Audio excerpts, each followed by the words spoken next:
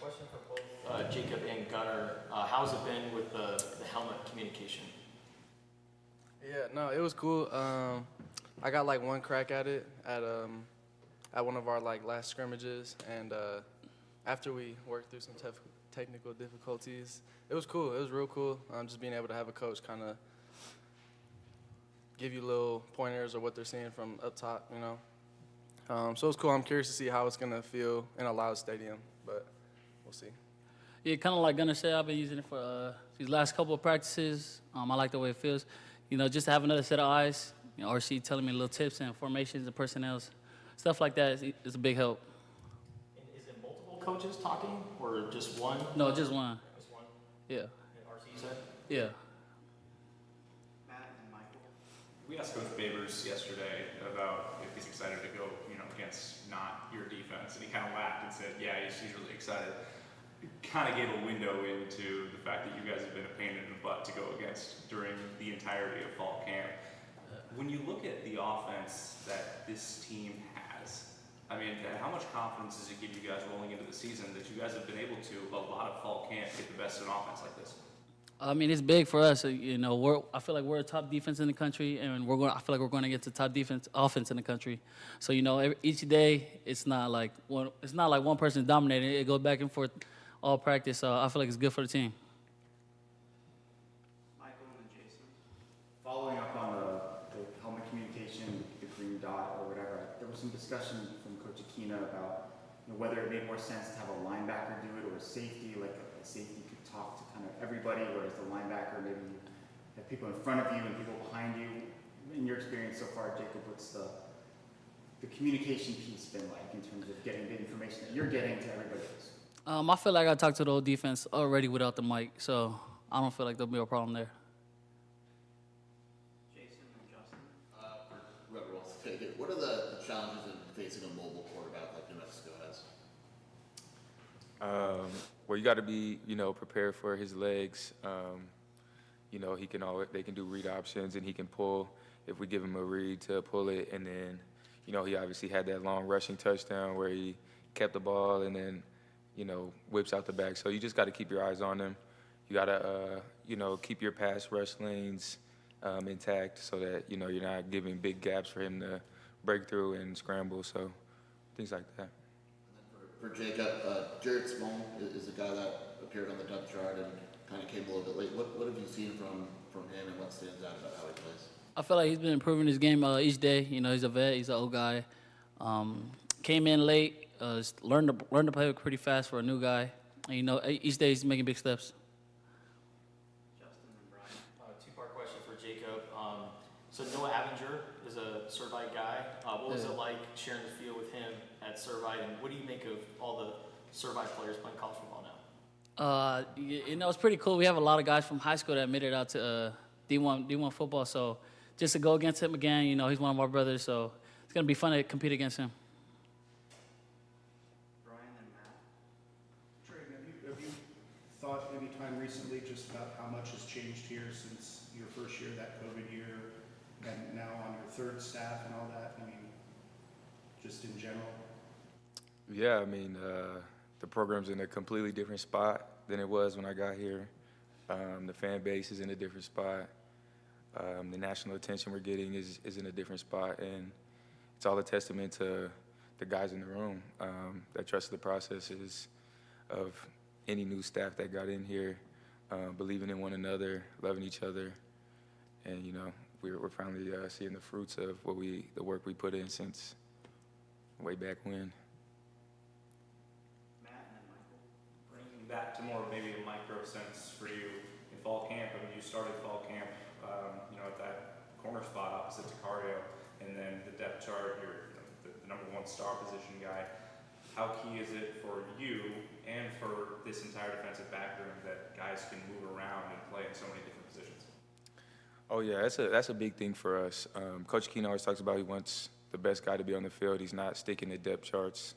So, having position flexibility allows us to put the best guy that's going to be next up, whoever it may be, wherever they need to be. We can move guys around so that we can match up against teams in the best way possible. And Gunnar, you're get the luxury of having guys in front of you, whether it's Kario, whether it's Traden, whether it's Marquise, guys that can lock down their receivers, allow you to be a rover. How much does that unlock a lot of things about your game? Yeah, when you play in middle safety, I think it's good to know that you have corners outside that can lock it down. I think it kind of shrinks the field for the middle safety in terms of just like what you're worried about. So it's good. It's hard to find corners who are locked down. So having guys like that, outside of me, it definitely makes it easier. Michael and Troy. Two questions for the group. Were you able to watch the New Mexico game live on Saturday, or did you have football practice activities? Yeah, we watched it live. How do you watch a game maybe differently than we might watch a game? Are you like trying to study the game, or are you just kind of watching it for entertainment? No, I definitely try to study the game, find little tips and tendencies that they have. Football all around the world is kind of the same. So I see what the formation what they're coming out, and I think what I would do in the play. And then for everybody too, how do you feel about having morning practices as opposed to last couple of years? I think it's been like around 4 o'clock or so. Yeah, no, I think it's cool. It just changes our schedule around, just something for us to get used to. But we still have the same things we got to knock out each day: treatment, class, extra film, just different times of the day you do it. I think the only difference is, afternoon practice. If you don't have anything in the morning, you can maybe get an extra hour or two of sleep. But that's really it for me. That's the only difference. So, yeah. Traden, what do you think? No, morning practices have a lot of benefits. It allows guys to have some time to get their body right after practice, go watch film while you're still in the building, and, you still have the rest of the evening to, take care of your school and all that stuff. So there's a lot of benefits for sure. Troy and then Justin. Jacob, throughout training camp and really just throughout the whole entire offseason, you've been able to see the defensive line grow from spring to this point now. Who are some guys that have really stepped up during training camp that are ready for the season? Where do you think the biggest development was on the defensive line? I feel like we developed all over the line. I mean, I feel like they made big steps throughout the spring. We're way more aggressive now. Everybody knows the scheme. Some guys look out for Chuba, Big Zay, Trey Smith, Deuce Lane. We got a lot. Tai, there's a lot of them. All right, last question, Justin. Well, and along those lines, both Coach Aquina and Coach Brennan have said that that's been the biggest surprise for this year's team. In what ways has that group maybe exceeded your expectations? Yeah, big time. At first we didn't really know about it, and now that everything's going good, it looks good. I think Coach Joe doing a great job with them. All right, that's our time. Yep, appreciate it. Thank you, guys. Guys.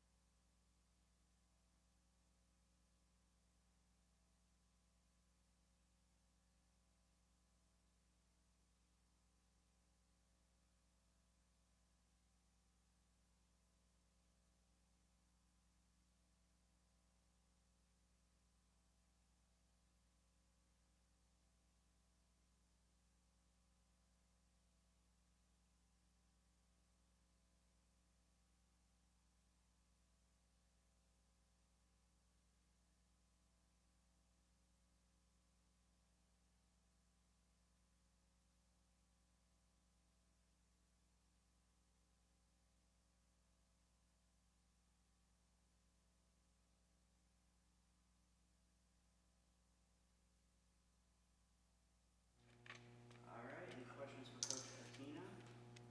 We'll start with Justin. Just, overall thoughts on game week after what you've seen out of your team over the last 7 months? What's it like for you? Yeah, I think I'm like everybody. I'm excited to see where we are. I think we've had a good camp as a football team, offensively and defensively. It's been very competitive.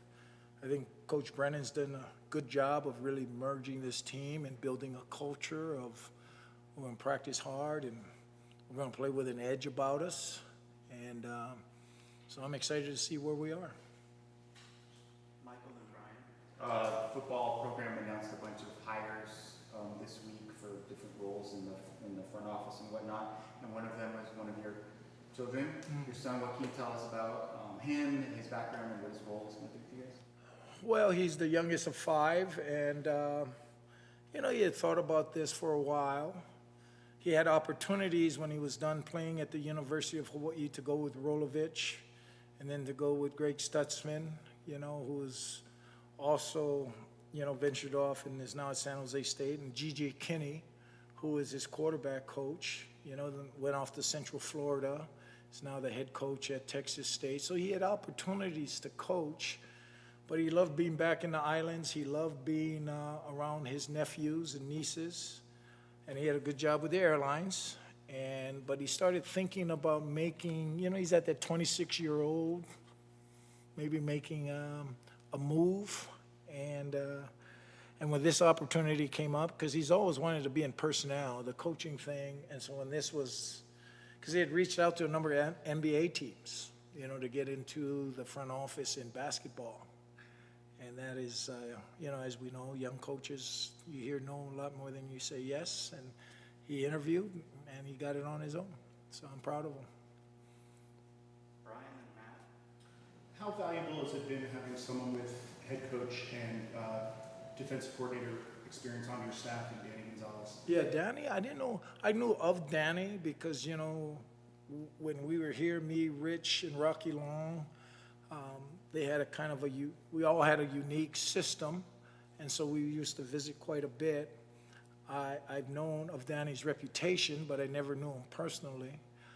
And he's got a great reputation as a football coach, out in the coaching community.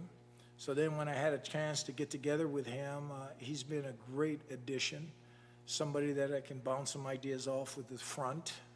We're very similar in being aggressive defensively. So it's really been a good blend. And then with Joe Siomalu and RC, who really trained, I just had him in my room a year ago that really kind of understood our language and our system. And Coach Viney has come in. It's really an outstanding defensive staff, I think, which, to me, growing up under Coach Tomey, he used to always say, never hire an idea, you hire people. And I think Coach Brennan has done really a nice job with this staff of blending people that we're all moving in the same direction. I think we all understand if this football team's successful, we all are successful. You got your titles, your financially, it all works out for everybody. So it's been really a pleasure to work with Danny and the rest of the staff. Matt and Justin. You coached a lot of elite defensive backfields, but how rare is it to come out of fall camp with this mix of guys that have really accomplished a lot at this level and also depth too? Yeah. So I really thought by the end of the year our secondary was really playing well, and and then what was nice is the heart of it called Dalton's, Stooks, Gunner, and Bobo have not stood still. They continue to work to grow their game, and I always talk about a standard. And for me, you have to coach the best players the hardest because they've never finished. I don't care if you become a 10-year pro. You're still going to learn in this game. This game is always moving forward. So having the ability to have really good players that have had some success is yet still allowing you to coach them hard because as they go, the room chases them because they all want to be the starter. And I've had that since I was here the first time, And so they've really raised the level of the room, which has improved the younger players to chase them. And they've really all bought into the intellectual side of the game. Me moving to offense, where I had my heels in the ground with Dick, but he kept wanting me to move. But now I teach from an offensive perspective, you know, so it's a class, so we understand offensive theory as much as anything, and they've really bought into the mental side of the game. And now that's what Bobo, many times corners don't buy into that. They've just been great athletes. Tell me what to do, safeties. You know, where I say, you don't want your paycheck in their mouth. You know, you want to know what to do. So if you are blessed to go to the Senior Bowl or to get to the Combine where you have that 15-minute interview, that's a job interview. You want to be able to express offensive theory about how routes relate, how this release can tell you what this guy is doing. And so it's wonderful that they've bought into that. And the older guys are the ones that have really set the example. Justin and Jason. How was it coaching Chris McAllister at Arizona? What about him was the standard cornerback? Oh, man, Chris Mack was different. I've coached a lot of great ones now, but Chris Mack was just different. The number one thing and the common thread with all the great ones I've coached, it hasn't been height, it hasn't been speed. Those are all different, but it's a competitive spirit, and nobody was more competitive than Chris. I mean, he was at that elite. And, you know, I've had a couple others, but I have used him. When I left here, I brought all of Chris's one-on-ones tapes. I have this thing, I don't know if you guys have heard, you know, I built these gold reels that this is what it looks like. And many times, I would just take an individual's best one-on-ones where he wins every single time.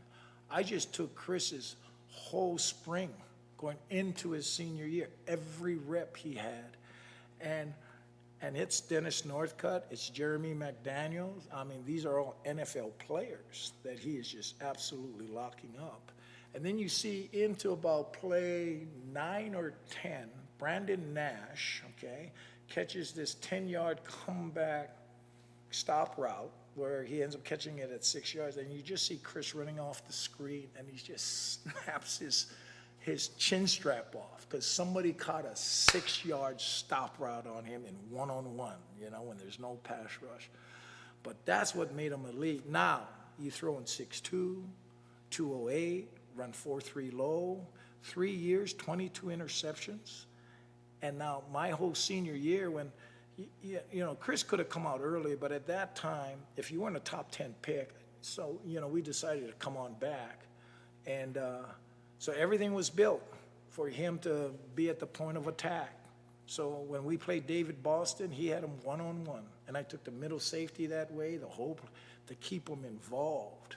When we played Cade McNown that year, you do a hit chart. 83% of the throws were from the left guard over for Cade. So we just played him at right corner because they had Paulie Dixon and Freddie Mitchell. And sure enough, it was going to be interesting to see what McNown did. Well, he threw to his right side. He threw away from Chris. He had his worst statistical day, you know, his senior year. But that's what Chris Mack could do. It just changed the game, you know, as a dominant corner. So he was fun, and we had really a close relationship while he was here. Jason and Troy. 2 questions for you. Number one, what do you see from New Mexico's offense? You know, I see a very, very talented quarterback that, you know, looks like he's got a nice throwing motion, but his legs is what's concerning to us, so we got to take that out. I think they do a good job with a lot of their formationing and getting into some unbalanced things, and then there's a lot of misdirection which will challenge your eyes. And so we're really working hard on that. And, you know, as you saw, there's some big plays. They have big play potential. 15 does a really nice job of getting vertical. And so, you know, obviously they put up a lot of points on a good football team there. So it's going to be a good challenge for us coming into the opener. And then you've spoken very highly of Brett Harsey in the past. What is it about him that makes you trust him so much, and that why I think you've called him a superstar? You know, we have to keep him. Yeah. So RC, I've been around a lot of really young coaches. You know, I can drop some names on you. And he kind of falls into that category. I think, first of all, his work ethic, just outstanding work ethic. And I think very early on, he kind of knew how I teach. And this isn't to be egotistical because we're all got our own ways of doing things. But he was able to understand, and he comes from some good coaching background ahead of him. But what I look for, he picked up the language very quickly, and that was one reason I had all the corners and safeties and nickels get back in one room after, I think it was the SC game, because I've never been around a corners coach, a nickels coach. I think the secondary, they have to hear one voice. And I think I might have used the example in here. It would be like an offensive line coach telling the tackles, go with a tackle coach, guards go here, center go there. Communication is just too important. So he speaks the same language, but what really got me, like when we were putting together scripts, and say we would be playing SC, because he's been in this conference, he says, hey, coach, because of what we are doing, SC ran this, against us in 2016. And he'd go back and grab that play, just very thorough, because you got to be back there because you never know what you're going to get. But he could understand that this might be a way to attack whatever we're playing that week. So he was able to think ahead, which is, I think that's a gift in this profession, that you got to just be able to solve the puzzle, as I say, Last question to Troy. Two of them kind of following the RC question there. Is that kind of what makes him, because we heard, I think it was Jacob Manu say that he was going to be the coach with the headset. Is that what makes him the perfect fit for that position, being the headset guy? Yeah, so he has a great grasp for the whole defense. And so, rather than me being on that, I trust Brett that he can give information. Hey, it's 3rd and long, deep in your alignments, or, whatever. There may be some tendencies because he has great grasp of what's going on. So he's a natural fit for it. If I have to, I can get on, but I prefer just to remove myself from some of that. And I just have a lot of confidence in him. And early on in the season, a lot of college football teams like to rotate in numerous guys, kind of see what works in terms of backups, rotation, and all that. Is there a set number that you guys are looking at as a staff for the defense, or does it kind of go by feel? Yeah, for me, it goes by feel.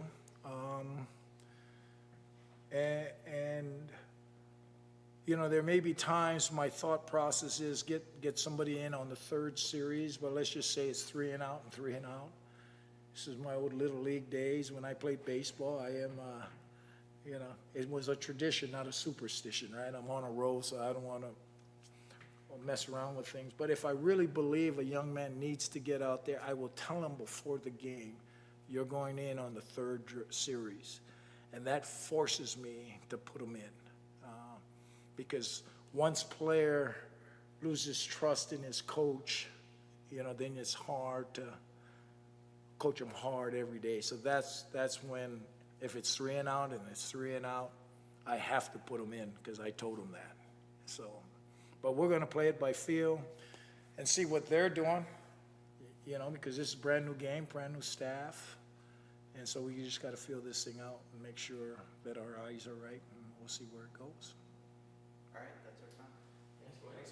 Thank you, guys. Yep. Yeah, Chris Mack, love talking about old Chris Mack now. He was different. And it was so comforting to have him out there. I still remember his first game, UTEP. He lunges, he's playing press corner, and he is beat. And somebody up in the box says, he's beat. I said, no, he ain't. And he just could recover, finds the ball, and intercepts it. I mean, that was, even when he first got here, he didn't, when we were out at Cochise, he came late.